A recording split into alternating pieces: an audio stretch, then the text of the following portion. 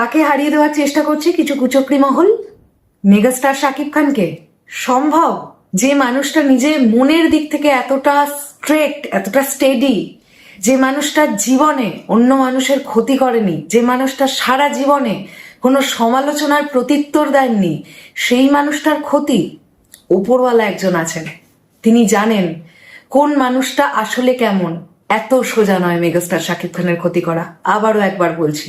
তবে এই মুখে এটাও বলছি, একটা চক্র প্রচন্ড প্রচন্ড সক্রিয়ভাবে মেগাস্টার শাকিব খানের কেরিয়ারটা যাতে ডাউন করা যায় সেই নোংরা খেলায় মেতে উঠেছে, এটাও ঠিক।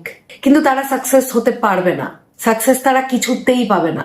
কারণ যে মানুষটা এইভাবে নিজেকে প্রতিনিয়ত ভাঙতে পারেন সিনেমার স্বার্থে, সেই মানুষটা হেরে যাওয়া এত সোজা নয়।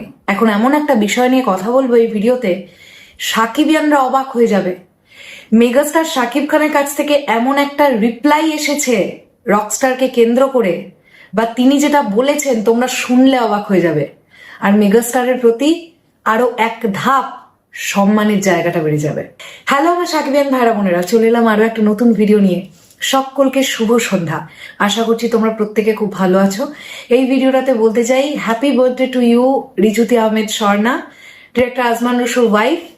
আমার রিজুতিকে ভীষণ ভালো লাগে, খুব সুইট একজন পার্সন। আজকে তার জন্মদিন, তো অবশ্যই তাকে অনেক অনেক অনেক শুভকামনা রইল জন্মদিনের জন্য।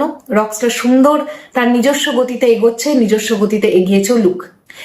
রিজুতি আহমেদ স্বর্ণাকে একজন জার্নালিস্ট প্রশ্ন করেন যে এই যে চারিদিকে মিক্স রিভিউ বা কেউ কেউ যে রকস্টার নিয়ে নেগেটিভ রিভিউ দিচ্ছেন, তো এটা দেখবার পরে মেগাস্টার শাকিব খানের রিপ্লাই কি, বা তিনি কি বলছেন, তার চিন্তা ভাবনা কি?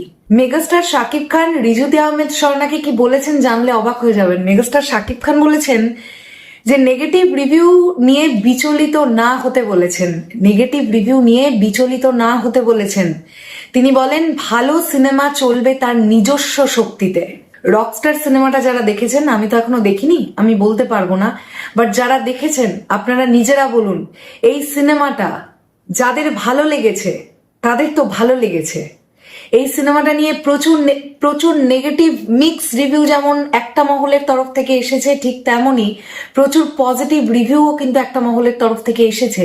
এটা তো আমরা অস্বীকার করতে পারি না। মেগাস্টার শাকিব খান বলছেন সিনেমা চলবে তার নিজস্ব শক্তিতে, রকস্টার চলুক তার নিজস্ব শক্তিতে, ডেফিনেটলি চলবে। আমরা প্রত্যেকে এক্সপেক্ট করছি রকস্টার মাল্টিপ্লেক্সে সুন্দরভাবে চলবে। এটা একটা লং রানের ঘোড়া। হ্যাঁ, উইকডে গুলোতে টুকটুক করে চলবে, কিন্তু যখনই উইকেন্ড চলে আসবে বক্স অফিসটা জাম্প নেবে, কিন্তু রকস্টার চলবে। রকস্টার সিনেপ্লেক্স মাল্টিপ্লেক্সে চলবে, অডিয়েন্স আসবে রকস্টার দেখতে। এটা কোথাও গিয়ে বাংলাদেশের অডিয়েন্সের প্রতি আমারও বিশ্বাস, শাকিব খানকে যারা পছন্দ করেন তাদের প্রতি আমার বিশ্বাস। শেষ করলাম ভিডিওটা, আসছি আবার খুব শিগগিরই নতুন কোনো ভিডিও নিয়ে। তাহলে এখনের জন্য টাটা।